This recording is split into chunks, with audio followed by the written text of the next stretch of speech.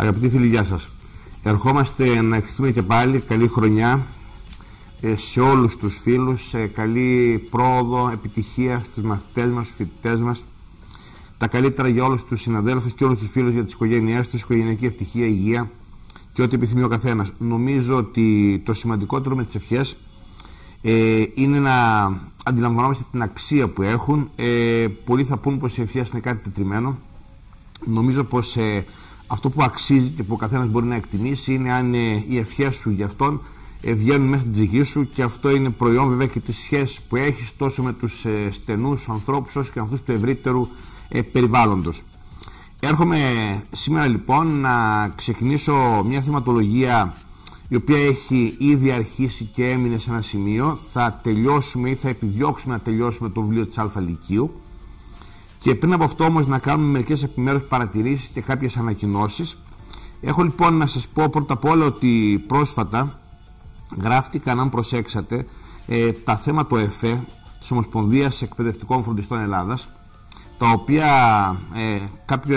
αρκετά χρόνια, από το 2001 εν πάση περιπτώσει, γράφονται και κάποιες φορές το χρόνο, όχι μόνο μια, τα λεγόμενα επαναληπτικά θέματα του ΕΦΕ, επί των οποίων, όπως γνωρίζετε, έχω επανειλημμένα τοποθετηθεί με μόνο σκοπό να βοηθήσω τον συνάδελφο και τον μαθητή να σταθεί απέναντι στις εξετάσεις με περισσότερη ετοιμότητα.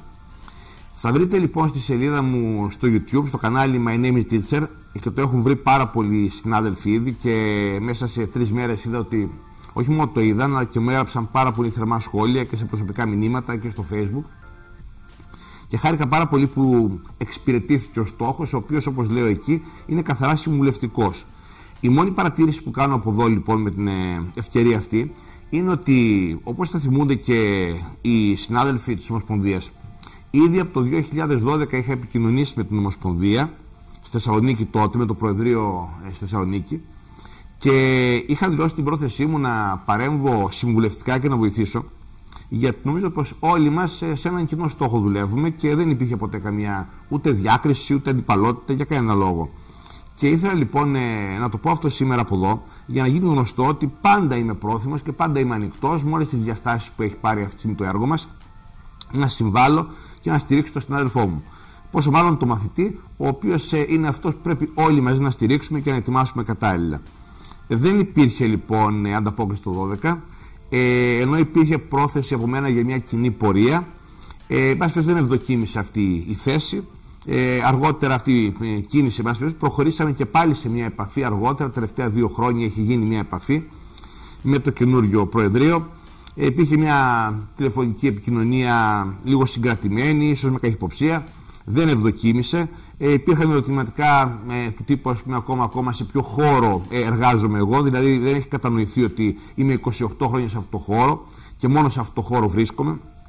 Εν πάση περιπτώσει, εγώ εξακολουθώ να επιμένω και να δηλώνω την πρόθεσή μου ότι όλα αυτά γίνονται για να μπορούμε να έχουμε κάτι αξιόπιστο που βγαίνει προς τα έξω. Αυτό σημαίνει πως, όπως θα ακούσετε και στο βίντεο, γιατί το έχω ήδη αναλύσει και δεν πρόκειται να το κάνω από εδώ πάλι, για να μην δαπανώ τον πολύτιμο χρόνο της εκπομπής που τόσο ευγενικά μας προσφέρει ο σταθμός.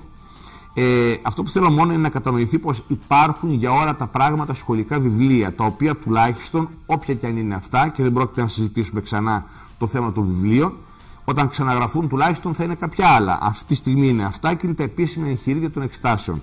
Αυτό σημαίνει ότι, όπως είπα, με ικανοποίησαν οι ερωτήσεις και ήταν απόλυτα συμβατές με τα θέματα των εξετάσεων και με τα βιβλία, όμως είχα κάποιες παρατηρήσεις, κάποιες ενστάσεις, θα το ακούσετε εκεί.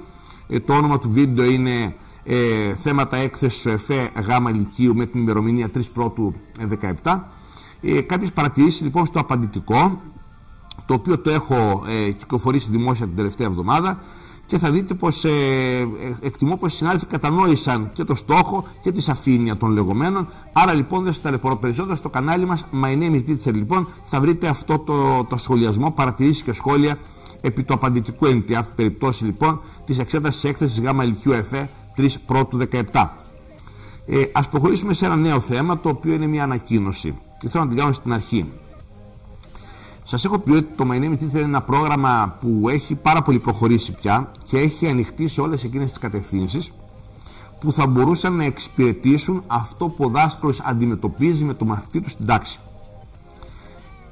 Μπορούμε λοιπόν να ανακοινώσουμε αυτή τη στιγμή κάτι το οποίο ήδη βέβαια και ραδιοφωνικά έχουμε παρουσιάσει και θα το έχετε στα social media. Προχωρήσαμε λοιπόν σε μια νέα πρωτοβουλία, το όνομά της στο Facebook είναι Φιλολογικά Δρόμενα και φαίνεται καθαρά λοιπόν η σχέση της με το My Name is Teacher εκεί.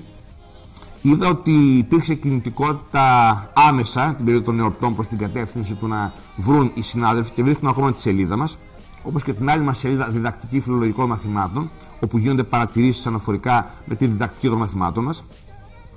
Στα Φιλολογικά Δρόμενα λοιπόν, για να επανέλθω, συνεργαζόμαστε με τη συνάδελφο κυρία Σάντι Βασιλάκη, η οποία ανέλαβε το κομμάτι εκείνο που αποφασίσαμε να δρομολογήσουμε και θα είναι αρκετά ευρύ και το τόνισα, δεν το δουλεύουμε από την πλευρά του ειδικού ή π.χ. του κλινικού ψυχολόγου ή οποιοδήποτε άλλου ή του ειδικού που θα διαγνώσει τη δυσλεξία.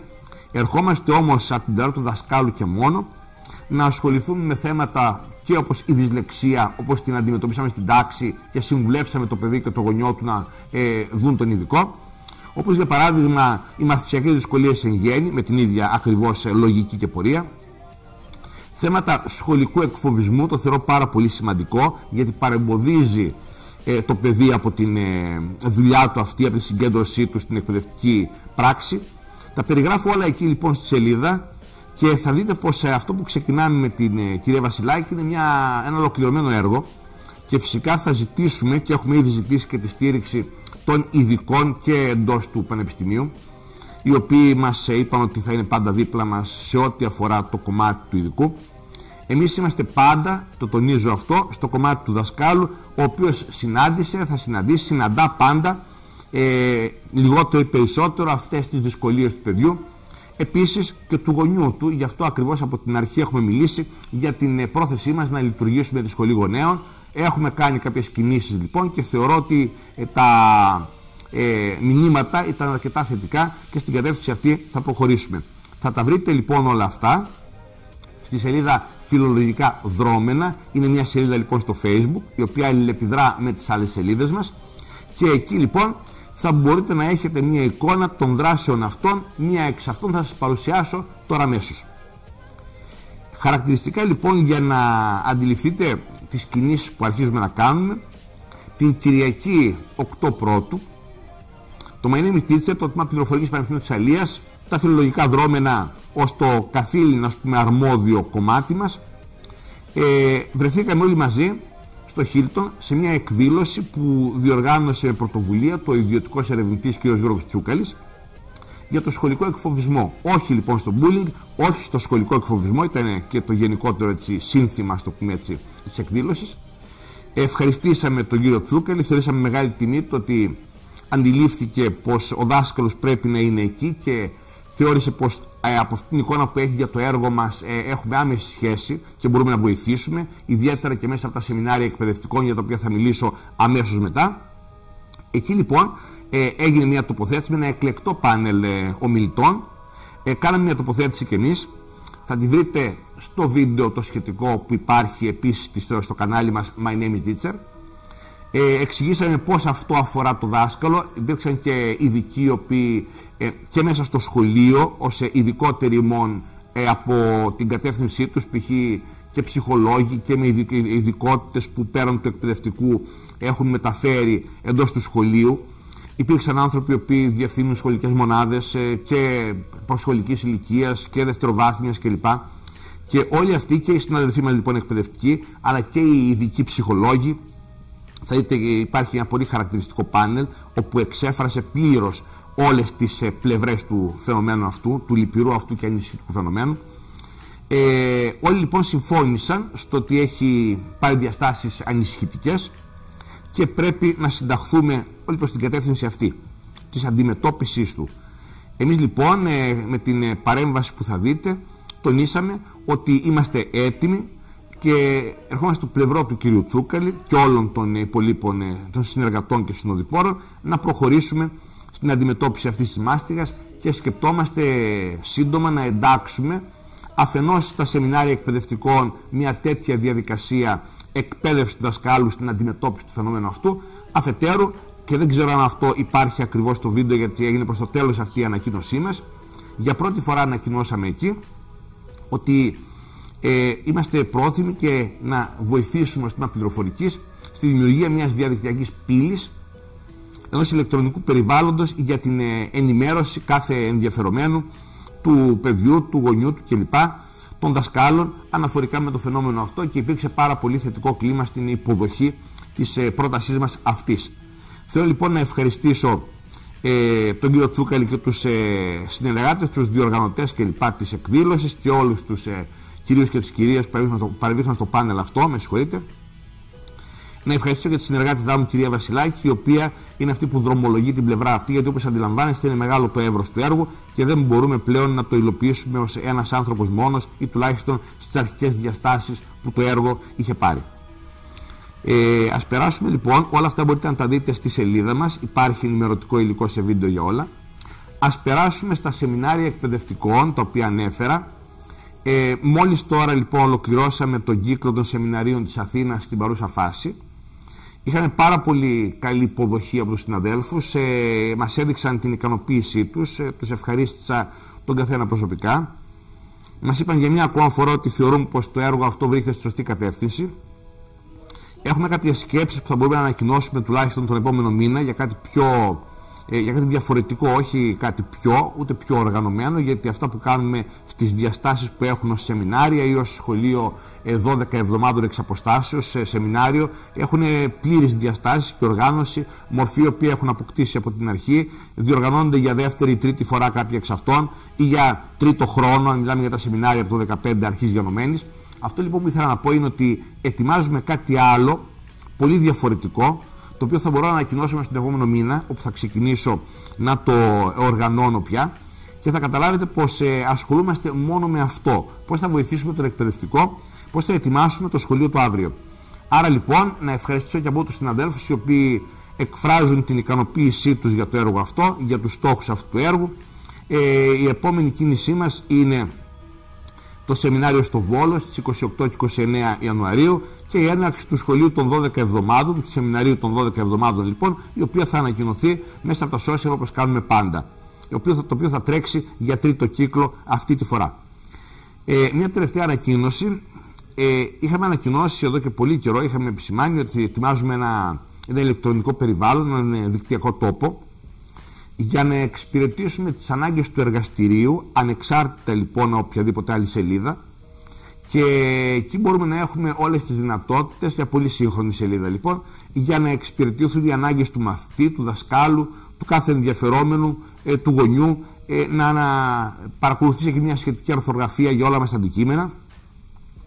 Ευχαριστούμε λοιπόν όσους δούλεψαν για να ετοιμαστεί αυτό το site και όσους το συντηρούν στην παρούσα φάση. Θα βρείτε εκεί λοιπόν μια αρθρογραφία που από την πρώτη στιγμή αναρτήθηκε. Δεν είναι πολύ ο καιρός που λειτουργεί το site, αλλά το έχουμε κινήσει σε όλα τα θέματα που σας περιέγραψα και σε πολλά άλλα ελεύθερης θεματολογίας διαφόρων συντακτών συνεργατών μας. Μπορείτε λοιπόν να το βρείτε στη διεύθυνση elearning.cs.uth.gr. Επιτρέψτε μου λοιπόν να το ξαναδιαβάσω μαζί με κάποια άλλα σχόλια από εδώ, γιατί θέλω με λεπτομέρεια να μην παραλείψω κάτι από τη σημερινή θεματολογία των ανακοινώσεων. Άρα λοιπόν, e-learning, ηλεκτρονική λοιπόν εξαποστάσεως εκπαίδευση, e-learning.cs.uth.gr. Άλλωστε η διεύθυνση cs.uth.gr είναι η ηλεκτρονική διεύθυνση του Τμήματος Πληροφορικής Πανεπιστημίου Θεσσαλίας. Εκεί λοιπόν επάνω έχουμε ένα δικό μας κομμάτι προσθέσει και έχουμε φτιάξει μια νέα διεύθυνση, η οποία θα έχει σύντομα προσαρτηθεί και στη σελίδα του τμήματος.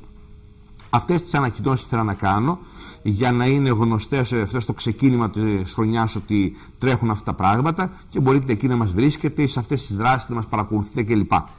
Ελάτε να ξεκινήσουμε τα δικά μας. Θα συνεχίσουμε το βιβλίο της Α Λυκείου που το έχουμε αφήσει εκεί. Κάπου αν θυμάμαι καλά, στην 7η εκπομπή θα πάτε για να βρείτε το βιβλίο της Α Λυκείου και το είχαμε σταματήσει κάπου στη σελίδα 120. Ας πάμε λοιπόν εκεί. Οι τελευταίες κουβέντες του προηγούμενου εκπομπής και του βίντεο που θα βρείτε αναρτημένο ήταν τόσο στο Web TV του σταθμού, στο Dailymotion, όσο και στο δικό μου κανάλι Θα βρείτε λοιπόν ότι έχουμε τελειώσει εκεί στην 119 με κάποια σχόλια για τη Βουλή των Εφήβων, που θεώρησα ότι πρέπει να δοθεί ιδιαίτερη σημασία στο πώς θα αντιληφθεί ο μαθητής τη Βουλή των Εφήβων. Περάστε λοιπόν ακολούθως, έχω έτοιμες τις επισημάνσεις για να μην σας κουράσω. Ας πάμε στις σελίδες 120 και 121 να κάνουμε ένα σχόλιο. Υπάρχει κάποιο λεξιλόγιο το οποίο πρέπει να αντιμετωπίσουμε με προσοχή. Γιατί κάποιες λέξεις εξ αυτών θεωρώ ότι έχουν αρχίσει να παλιώνουν, υπό την έννοια να τείνουν περισσότερο στην καθαρεύουσα πια, και εκεί στο κάτω μέρος της 120 βρίσκουμε λέξεις που νομίζω ότι σε ένα πανελλαδικό θέμα σήμερα θα δίνονταν από κάτω, όπως γίνεται το 2005 στις άγνωστες λέξεις που υιοθετήθηκε να δίνονται, και θα θυμάστε ότι κάποιες χρονιές έχουν δοθεί μέχρι και 8 άγνωστες λέξεις, επειδή δίδονται κείμενα συγγραφέων της δεκαετίας του 70 για παράδειγμα ή προς 80 κλπ. Και θεωρείται ότι κάποιες λέξεις έχουν ατονίσει, δεν υπάρχουν στο λεξιλόγιο του μαθητή, τείνουν στην καθαρεύουσα, δεν χρησιμοποιούνται πια ή τουλάχιστον από τον μαθητή. Άρα λοιπόν στο κάτω μέρος της 120 να επιλέξουμε λέξεις και να αποφύγουμε κάποιες που θεωρούμε, και το αφήνω στο δάσκαλο αυτό, ότι τείνουν στην καθαρεύουσα. Όπως και στην 121 δεν μπορώ να διανοηθώ ότι θα συζητήσουμε για το εν τη ρήμη του λόγου, την ίδια στιγμή που διορθώνουμε στο παιδί το εν κατακλείδη στους επιλόγους του, ή θα συζητήσουμε για παράδειγμα τα φιλναφήματα, τις πομφόλιγες και άλλα τεινά, τα οποία καταλαβαίνετε και άλλα εντελώς αρχαίζοντα ή τουλάχιστον προς την καθαρεύουσα, τα οποία δεν μας ενδιαφέρουν, γιατί ο λόγος που ορίζεται στην εγκύκλιο είναι όχι στην ανάμειξη δημοτικής καθαρεύουσας. Μπορούμε λοιπόν να περάσουμε στην ενότητα νέοι που ακολουθεί, θέματα σχετικά με την εφηβεία, και περάστε λοιπόν εκεί με το κείμενο να πάμε στην 129, αφού περάσουμε ένα ενδιαφέρον κείμενο. Κοιτάξτε, θα πει κάποιος ότι το κείμενο είναι πάρα πολύ χαλαρό. Δεν ξέρω αν είναι πρόκειτο να διαβάσω, ας πούμε, κάτι το οποίο μιλάει για τον αστακό και μιλάει λιγορικά για το πώς είναι αυτό το κλειστό περίβλημα κλπ. Το ύφος θα μπορούσε να πει κάποιος ότι για πολλούς είναι ενδιαφέρον. Θα μπορούσαμε κάλλιστα να φέρουμε ένα άλλο κείμενο, δεν υπάρχει πρόβλημα σε αυτό. Περάστε λοιπόν από το κείμενο ή κρατήστε κάποια από τα νοήματα του κειμένου, οι συνάδελφοι που το έχουν επιλέξει, εν πάση περιπτώσει, και περάστε στην 129, όπου να συζητήσουμε προσεκτικά τα πρότυπα και τα είδωλα, εκεί στο πάνω μέρος της σελίδας. Τα παιδιά έχουν ανάγκη αυτή τη συζήτηση. Όταν λέω έχουν ανάγκη, όχι μόνο για την αποσαφήνιση των λέξεων πρότυπο και είδωλο, που μπορεί να υπάρχει ανάγκη να αποσαφινιστούν, όσο και γιατί έχουν ανάγκη μια συζήτηση για το ρόλο των προτύπων στη ζωή μας. Πρέπει να κατανοηθεί ότι η στοχοθεσία είναι απόλυτα υγιής πνευματική διαδικασία και τα πρότυπα είναι κάτι το οποίο χρειαζόμαστε για να μας οδηγεί. Από εκεί πέρα περάστε με κατάλληλο τρόπο να κατανοηθεί τι σημαίνει είδωλο και να κατανοηθεί σε συνάρτηση με αυτά που το παιδί ζει μέσα από τα μέσα ενημέρωσης, συγχωρέστε μου την επανάληψη, μέσα από τα μέσα, είναι αυτό που διορθώνουμε στο παιδί. Εν πάση περιπτώσει, στο περιβάλλον των μέσων μαζικής ενημέρωσης, στο περιβάλλον του διαδικτύου, είναι σαφές πως θα το παρουσιάσετε εκεί, δεν υπάρχει καμία ανάγκη να συμβουλεύσουμε περαιτέρω. Ας περάσουμε στο 130 σελίδα λοιπόν. Υπάρχουν κάποια θέματα. Εκεί να διαλέξουμε να κάνουμε μια συζήτηση για το χάσμα των γενεών, και ίσως αξίζει να συζητήσουμε αν ο όρος τείνει να γίνει υπερβολικός. Δηλαδή μπορούμε να μιλήσουμε για τη διάσταση απόψεων, η οποία φυσικά υπάρχει μεταξύ ανθρώπων προερχόμενων από διαφορετικές γενιές, να εξηγήσουμε πότε ο όρος χάσμα κυριολεκτούνταν, δηλαδή πότε μεγάλωσε πάρα πολύ αυτό το άνοιγμα, ας το πούμε αυτή η διάσταση, και αποδόθηκε εμφατικά με τον όρο χάσμα, και να συζητήσουμε με κάποιες κατάλληλες αναφορές στο σήμερα, και μία εξ αυτών είναι η χρήση των νέων τεχνολογιών από γονείς και παιδιά, και σίγουρα στην επόμενη γενιά.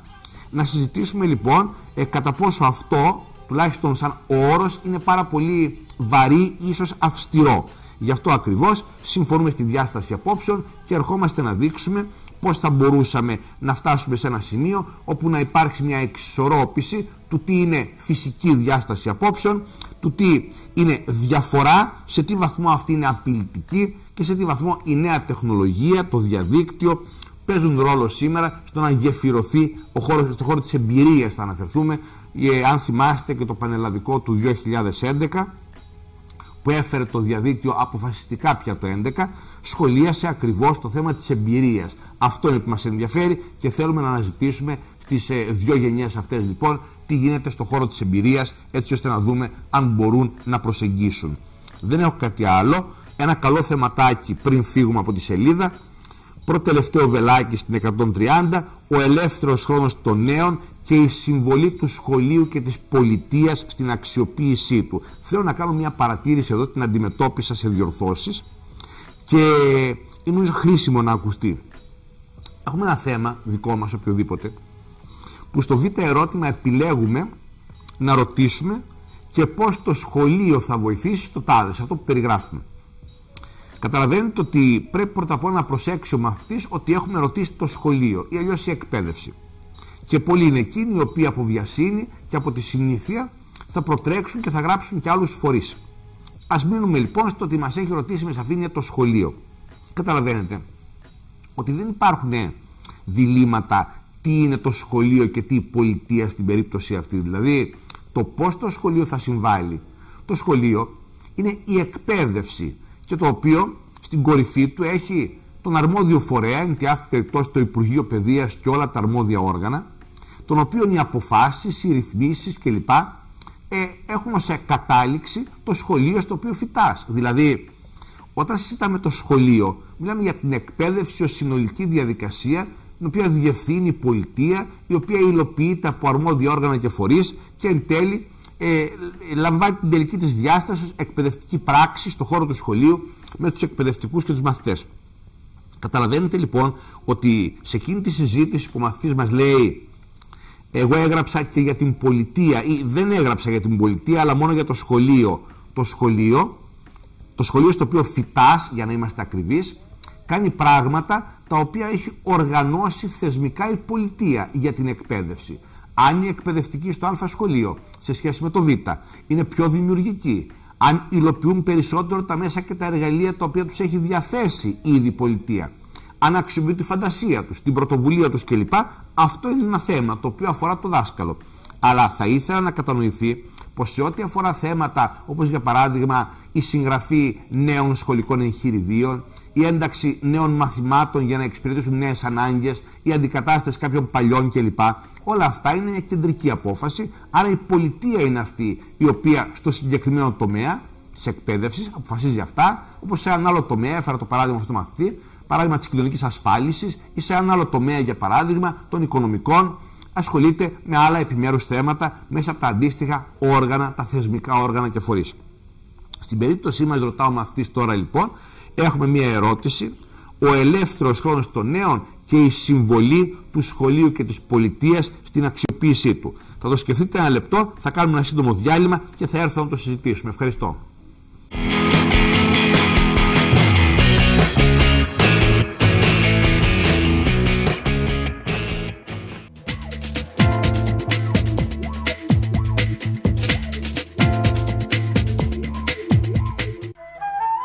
Στο θρακιώτικο τραπέζι, άνθρωποι και παράδοση ενώνονται και δημιουργούν συνταγές μοναδικές σε όλη την Ελλάδα.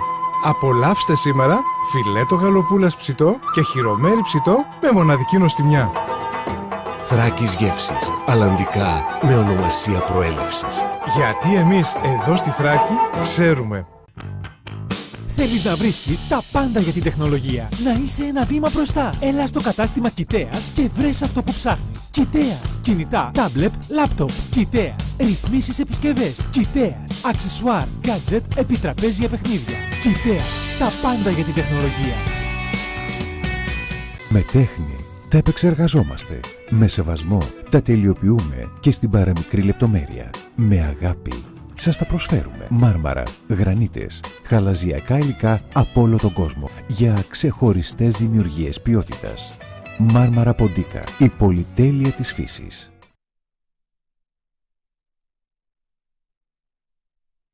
Πολυκατάστημα Πολιτικός. Τώρα εκπτώσεις έως 60%.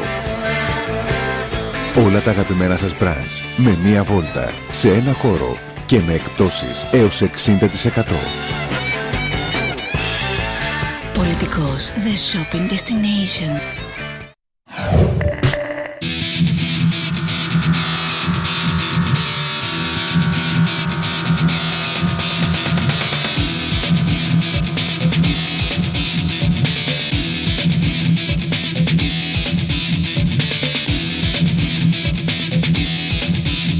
καλώς ήρθατε στα 90 λεπτά χωρίς καθυστερήσεις, στην μακροβιότερη αθλητική εκπομπή της περιφερειακής τηλεόρασης. Χορηγεί Παπαδημητρόπουλος, το όνομα που έγινε συνώνυμο με τα οπτικά στη Λαμία. Καραφέρης ΕΠΕ, μέλος του δικτύου ιδιωτικών κτέωτοβιζιών. Μάρμαρα Ποντίκας, πάνω από 40 χρόνια κοντά σας, με ποιότητα και συνέπεια.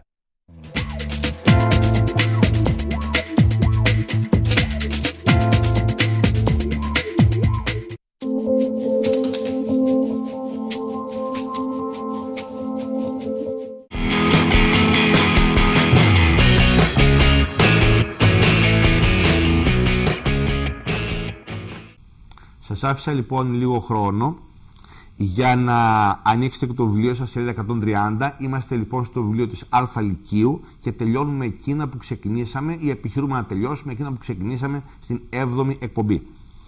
130 σελίδα λοιπόν, θέμα στο πρώτο τελευταίο βελάκι, ο ελεύθερος χρόνος των νέων και η συμβολή του σχολείου και της πολιτείας στην αξιοποίησή του. Καταλαβαίνετε ότι εδώ απλά διαχωρίζεται αυτό το οποίο είναι αυτονόητο. Όπως καταλαβαίνετε, η συμβολή του σχολείου θα αφορά εκείνες τις δραστηριότητες, εκείνη τη συμβουλευτική και τη στήριξη κλπ. Θα αφορά εκείνη τη διαχείριση των εργασιών, ώστε πραγματικά να απομένει ελεύθερος χρόνος, με σεβασμό λοιπόν στον ελεύθερο χρόνο του νέου. Κάποια πράγματα που μπορούμε να τα διεκπεραιώσουμε μαζί στο σχολείο. Σκεφτείτε και πρότυπα άλλων συστημάτων, τα οποία διεκπεραιώνουν τις εργασίες σε άλλο χρόνο στο σχολείο, και όταν το παιδί επιστρέφει αρχίζει πραγματικά ο ελεύθερος χρόνος. Το έχουμε κάνει μεγάλες συζητήσεις για το πότε τελικά αρχίζει ο ελεύθερος χρόνος μετά την επιστροφή στο σπίτι, και για τον εργαζόμενο γενικότερα και για το μαθητή ειδικότερα, στη σχετική ενότητα του ελεύθερου χρόνου. Θα θυμίσω ότι μετά από αυτά, δηλαδή μόλις τελειώσουν τα βιβλία, τουλάχιστον τις Α και τις Β, έχω στόχο να τελειώσουν άμεσα, γιατί δεν έχω πάρα πολλά σχόλια ακόμα. Και θα ασχοληθώ λοιπόν αποκλειστικά με την ολοκλήρωση του βιβλίου Γ, πηγαίνοντας προς τις εξετάσεις, και θα ασχοληθώ με θέματα, δηλαδή ακολούθως, μόλις κλείσουμε τη θεωρία του βιβλίου Γ και έχουμε τελειώσει με αυτά εδώ, θα αρχίσουμε να αναλύουμε θεματικές ενότητες. Θα πάμε, ας πούμε, στην Ευρωπαϊκή Ένωση, πάμε στον ελεύθερο χρόνο, θα ανοίξουμε κανονικά ενότητες για να υπάρχει μια πλήρης βιβλιοθήκη, ας το πούμε έτσι, ένα πλήρες αρχείο, ώστε ο μαθητής να μπορεί να μελετήσει και υλικό ενωτήτων κλπ. Αυτά θα γίνουν στον χρόνο που έχουμε σε αυτή τη σεζόν. Νομίζω ότι μας επιτρέπει και λοιπά να φτιάξουμε ένα πρώτο πακέτο και να συνεχίσει το μάθημα πλέον να αναλύει πράγματα σε δεύτερο επίπεδο, έτσι ώστε να μπορεί ο κάθε ενδιαφερόμενος να παίρνει από την αρχή την βιβλιοθήκη, τη βιντεοθήκη μας αυτή, και να παρακολουθεί το μάθημα αναλυτικότατα, ή και ο συνάδελφος κλπ. Να ανατρέχει κλπ. Στην περίπτωση λοιπόν της πολιτείας και η συμβολή της πολιτείας, καταλαβαίνετε ότι αφού τελειώσουμε τα σχετικά με τις σχολικές εργασίες και τις υποχρεώσεις και το φόρτο κλπ, ερχόμαστε να δούμε την πολιτεία, η οποία θα δημιουργήσει τις απαραίτητες υποδομές.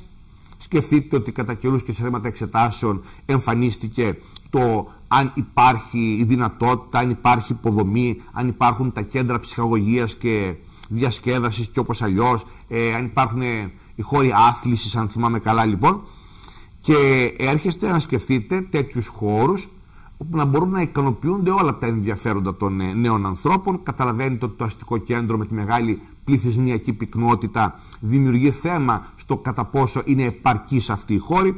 Ως εκ τούτου λοιπόν να ασχοληθεί η πολιτεία με το θέμα της επάρκειας των χώρων αυτών, τον εξοπλισμό τους, τον εξυγχρονισμό των εργαλείων και των δραστηριοτήτων, αν υπάρχουν τέτοιες που μπορούν να υλοποιηθούν εκεί, τη στελέχωσή τους με πρόσωπα τα οποία θα υποστηρίζουν το μαθητή στις δραστηριότητές του ως ειδικοί κλπ. Αυτά αναφορικά με τα θέματα, και ελάτε να περάσουμε. Περνάμε λοιπόν την 130 και τα σχετικά και τα γενικά θέματα. Συγχωρέστε με, τα έχω αποδελτιώσει για να μην σας ταλαιπωρώ. Και πηγαίνουμε, υπάρχει μια ενότητα για την αγάπη και τον έρωτα, δεν έχω να πω κάτι αυτή τη στιγμή, μπορεί να επιλέξει ο συνάδελφος. Ας πάμε στην 146 απευθείας. Έχει αρχίσει το κεφάλαιο της περιγραφής, αν έχετε προσέξει εδώ, και θεωρώ ότι πρέπει να πούμε πως ένα πρόβλημα που δημιουργεί στο σχολείο, στο βιβλίο της Α, αυτή η χαλάρωση, συγχωρέστε με, αν κάνω κανένα λάθος, είναι πολύ φυσικό, τα έχουμε συμφωνήσει οι δάσκαλοι, μιλάμε όλη μέρα.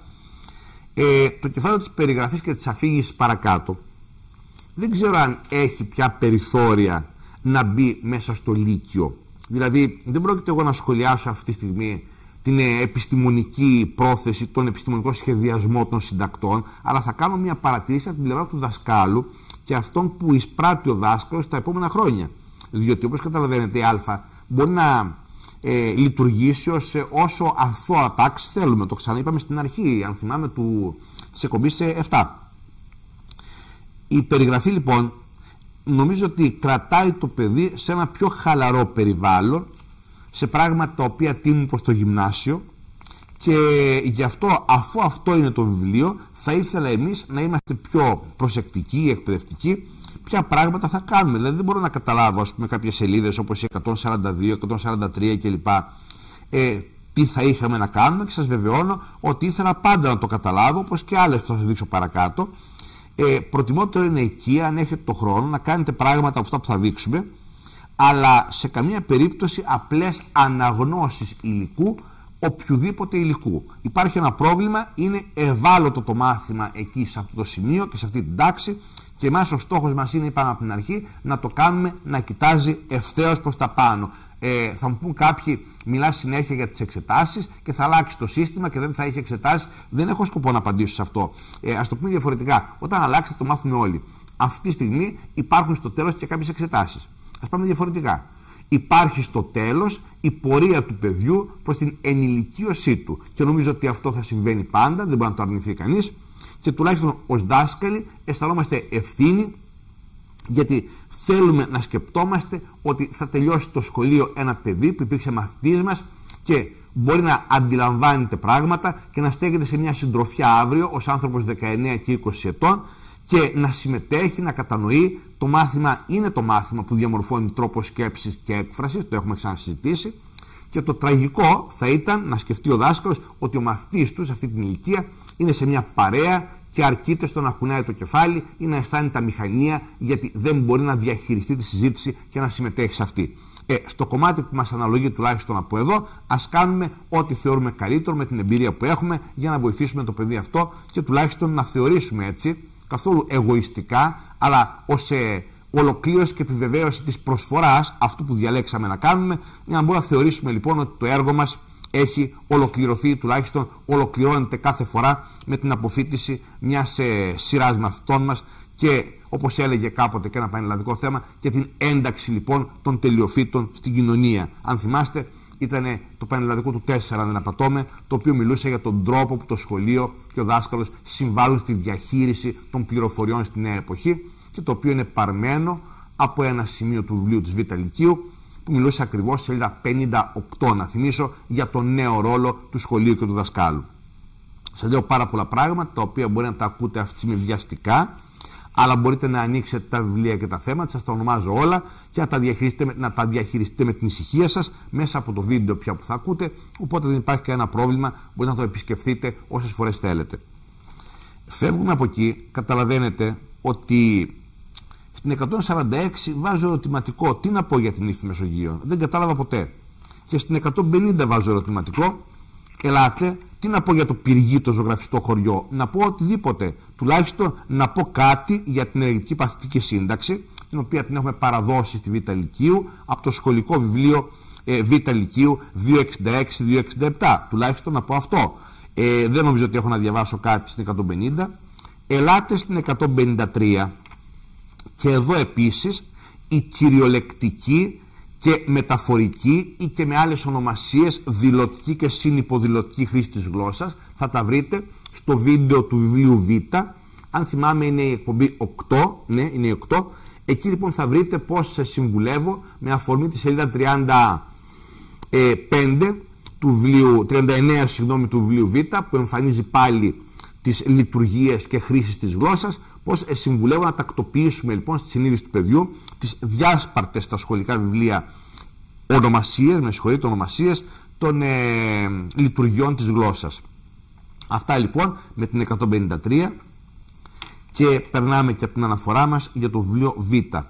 Πάμε στην 155. Υπάρχει ένα κείμενο όπου ένας φύλαρχος λοιπόν ηθαγενής περιγράφει την κατοικία των πολιτισμένων λευκών στους άλλους ηθαγενείς.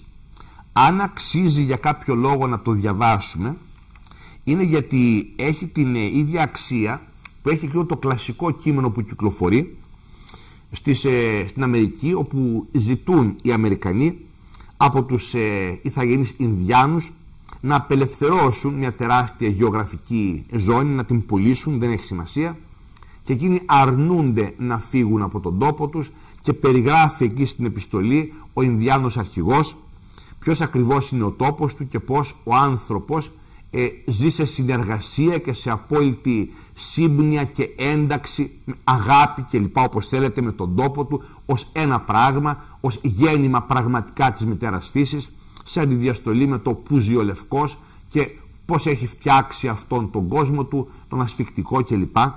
Ένα παρόμοιο λοιπόν, και πολύ θα μας διευκολύνει αν μπορούσαμε να διαβάσουμε μαζί τα κείμενα αυτά στο παιδί, ένα παρόμοιο κείμενο είναι και αυτό εδώ.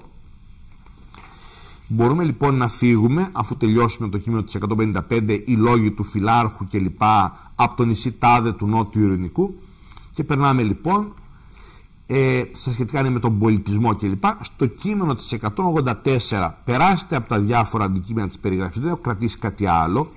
Πάμε στην 184. Υπάρχουν και κάποια πάρα πολύ πεζά σημεία, δεν μπορώ καν να σκεφτώ τι χρήση θα είχαν. Μπορεί να διαλέξει ο δάσκαλος και να την προσδιορίσει μόνος του. Και επίσης από τα λεξιλόγια που συναντάτε, αν μπορείτε έστω και μία λέξη να κρατήσετε, να το κάνετε. Από εκεί πέρα βλέπουμε τι λέξη είναι εκεί και θεωρώ ότι δεν μας εξυπηρετούν. Αλλά εγώ θα διάλεγα, για παράδειγμα, για να παίξουμε λίγο, θα διάλεγα το ρακένδυτος, να το βάλω στον πίνακα για να χαλαρώσει μισό λεπτό μαθητής, ας παίξουμε γι' αυτό λοιπόν, και να μπορέσω δίπλα να βάλω τη λέξη καταράκωση, την οποία θα χρησιμοποιούσα σε μια συζήτηση, για παράδειγμα, για έναν διεθνή οργανισμό, φορέα κλπ. Δεν χρειάζεται να ονομάσω, όπου θα συζητούσα για την καταράκωση του κύρους του, και θα έπρεπε το παιδί να το αντιληφθεί αυτό εκεί, γιατί είναι μια λέξη που δεν είναι απλά μια λέξη κερασάκι, που τη λέμε κάπου για να τη βάλει εκεί ανομοιογενώς και αναφομοίωτα. Είναι μια λέξη που θεωρούμε ότι στην ηλικία του μπορεί να γνωρίζει και πρέπει να γνωρίζει. Να μπορεί να περιγράψει τόσο την ανυποληψία στην οποία έχει περιπέσει, έχει οδηγηθεί το όργανο αυτό το χ, όσο και την καταράκωση του κύρους του. Να καταλάβει το ράκος λοιπόν το κουρέλι, και κατά κύριο λόγο αυτή η λέξη με ενδιέφερε, και όχι φυσικά το ρακένδυτος καθεαυτό. Δίνω μερικά παραδείγματα υπό τη μορφή παιχνιδιού, γιατί θα πούν κάποιοι συνάδελφοι πώς πετάγεσαι από το ένα στο άλλο κλπ. Όχι. Θεωρώ ότι πρέπει να υπάρχει αυτός ο χαρακτήρας και δεν δημιουργεί κανένα πρόβλημα, φτάνει να είναι ξεκάθαρες οι σχέσεις και η στοχοθεσία. Δηλαδή όταν μπει το ρακένδυτος που αφορά την ενδυμασία και μιλήσουμε για αυτόν που είναι ενδεδειμένος με τον τρόπο αυτό, και πάρουμε το ράκος εμείς και το κάνουμε κάτι άλλο, ακριβώς από κάτω λοιπόν θα ξαναγράψουμε το ράκος, την ίδια ρίζα, και θα βάλουμε τη λέξη καταράκωση. Και αν με ρωτάτε αν είναι ευκαιρία και για κάτι άλλο, είναι ευκαιρία και να μιλήσουμε και για την πρόθεση κατά, η οποία είναι ενισχυτική, καταράκωση, ολοκληρωτική, πλήρης, και για την πρόθεση από, η οποία είναι ενισχυτική. Είναι μια ευκαιρία να μιλήσουμε για την τελμάτωση και την αποτελμάτωση, που σημαίνει πλήρης, ολοκληρωτική κατάσταση αδράνειας, πλήρης ακινησία, αδιέξοδο, στασιμότητα κλπ. Θεωρώ, και με έχει επιβεβαιώσει η πράξη, ότι λειτουργούν αυτοί οι συσχετισμοί, γιατί πραγματικά δουλεύουν τη γλώσσα στην πραγματική της διάσταση. Όπως παρακάτω μπορείτε να επιλέξετε το ανεπιτίδευτος, το οποίο να το αξιοποιήσετε με πολλές χρήσεις, αρχίζοντας από το αρχαίο, από το επισυντίδε, παίρνοντας το επίτηδες, το οποίο αντιλαμβάνεται στη γλώσσα του, και φτιάχνοντας όλους τους συνδυασμούς, επιτηδευμένος, ανεπιτίδευτος κλπ, ύφος φυσικό και ανεπιτίδευτο, β' κλπ. Νομίζω ότι έτσι λειτουργεί μια πλήρης γλωσσική, η οποία απαιτεί όμως ο δάσκαλος να είναι πάρα πολύ έτοιμος και οργανωμένος και οργανωτικός σε ό,τι αφορά το να τον παρακολουθεί ο μαθητής. Στάθηκα πολύ ώρα, θα πει κάποιος, σε μια γλωσσική που είναι τελείως χαλαρή και μιλάει για άλλα πράγματα της περιγραφής, αλλά βρήκα την ευκαιρία να δείξω το σκεπτικό της λειτουργίας μιας γλωσσικής άσκησης στον πίνακα. Και περάστε λοιπόν και πηγαίνουμε στη σελίδα 184, το περνάμε λοιπόν αυτά. 184 λοιπόν, και μετά τις κίτρινες σελίδες, οι οποίες είναι εκτός ύλης σε κάθε βιβλίο, και όλες αυτές τις κατασκευές κλπ. Που δεν μας ενδιαφέρουν. 184, ένα πάρα πολύ καλό κείμενο. Το κείμενο λοιπόν που αφορά τον Γκάντι, το νόημα ενός περιζώματος, το περίζωμα λοιπόν, ένα είδος ενδυμασίας, Ινδικής, ο Γκάντι, η ένδυση και ο Ινδικός εθνικισμός. Καταλαβαίνετε ότι αν το παιδί κληθεί να διαβάσει μόνο το τέτοιο κείμενο, δεν μπορεί να καταλάβει τίποτα. Αν λοιπόν εμείς διαλέξαμε, γιατί καταλαβαίνουμε τι θέλουμε να κάνουμε με αυτό, διαλέξαμε να το διαβάσουμε, πρέπει να εξηγήσουμε αναλυτικά στο παιδί το περιεχόμενο αυτό και το σκεπτικό και να δείξουμε και την κατάλληλη παράγραφο, η οποία είναι αυτή της 185. Το 1919 ο Γκάντι καλούσε όλους τους Ινδούς να φορούν ενδύματα φτιαγμένα από το τάδε χειροποίητο ύφασμα. Και για ποιους λόγους? Εκμεταλλευόμενος τις ανησυχίες σχετικά με τις πιθανές αποξενωτικές επιδράσεις του ευρωπαϊκού τρόπου ένδυσης, Βρετανία τότε, καλούσε λοιπόν να φορέσει ένα πολύ απλό ρούχο, το οποίο δεν έφερνε τίποτα από ρήπους, μοιάσματα και σύμβολα υποτέλειας της Ινδίας στη Δύση. Καταλαβαίνετε ότι μιλάμε και για το ίδιο το ένδυμα, το προερχόμενο καθαρά από τη δική μας εθνική ενδυματολογική παράδοση, όσο και για την εμπορική διάσταση του πράγματος. Μιλάμε για μια οικονομική εξάρτηση αναφορικά με το εμπόριο, λοιπόν, στην αγορά του ενδύματος του ερχόμενου από την Ευρώπη, εν πάση περιπτώσει. Φαίνεται καθαρά σε όλη την παράγραφο ότι είναι αμιγώς πολιτικό το σχόλιο, αφορά δηλαδή την ανεξαρτησία, την πορεία της χώρας στο μέλλον, και το σχόλιο στη σελίδα 186, το ερώτημα, από αυτό θα αρχίζαμε για να δούμε ότι ο μαθητής δεν το έχει αντιληφθεί, πώς φαίνεται στην περίπτωση του Γκάντι η σημασία της ένδυσης ως μέσου επιδίωξης πολιτικών στόχων. Ο επίλογος έλεγε θα βοηθούσε τους Ινδούς να ανακτήσουν την αυτονομία τους, θα συμβόλιζε τον αγώνα για ανεξαρτησία κλπ. Και το τι σημαίνει το να είναι κανείς πραγματικά ανεξάρτητος. Είναι η αναφορά στο διεθνές εμπόριο, την οποία κάνουμε και σε άλλες περιπτώσεις και στη Β' Λυκείου, αναφορικά με τους τρόπους προβολής και επιβολής πολιτιστικών χαρακτηριστικών. Δεν έχω να πω κάτι στο κείμενο η διάδοση της δυτικής ενδυμασίας στην Ελλάδα. Αφού περνάμε λοιπόν το κείμενο για τον Γκάντι, ας πάμε 192-193, κλασικά κείμενα Παπανούτσου. Θα τα βρούμε και στους θεματικούς κύκλους, ο άνθρωπος και το φόρεμα, το ένδυμα λοιπόν, και στις δύο σελίδες, και νομίζω ότι είναι καλό το κείμενο και μπορεί να διαβαστεί και να διαβάζεται ακόμα και σήμερα, φυσικά στη διάθεση του δασκάλου αυτό και στη διακριτική του ευχέρεια να επιλέξει αν θα διάβαζε κάποιο άλλο.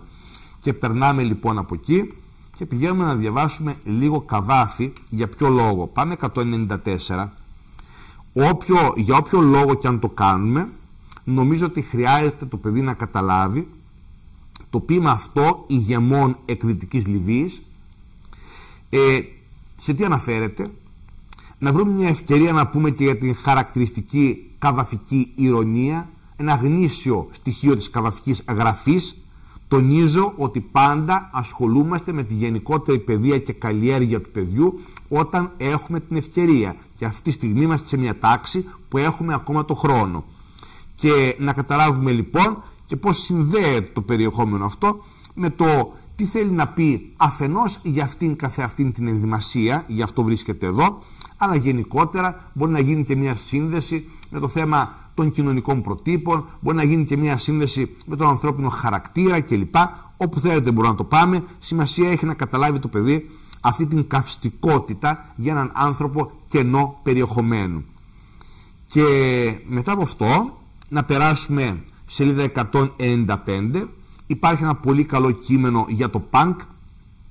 Διαβάστε το, γιατί δεν είναι οικείο ίσως το παιδί το πανκ, ή προτείνεται να δει για παράδειγμα κάτι και σε ένα βίντεο στο YouTube για να καταλάβει ακριβώς αυτό που βλέπει και στις εικόνες, αυτό το ακραίο, αυτό το παράτερο, αυτό το τελείως αντιφατικό που θα καταλάβει στο κείμενο, το οποίο είναι μια καταγγελία, μια διαμαρτυρία κλπ.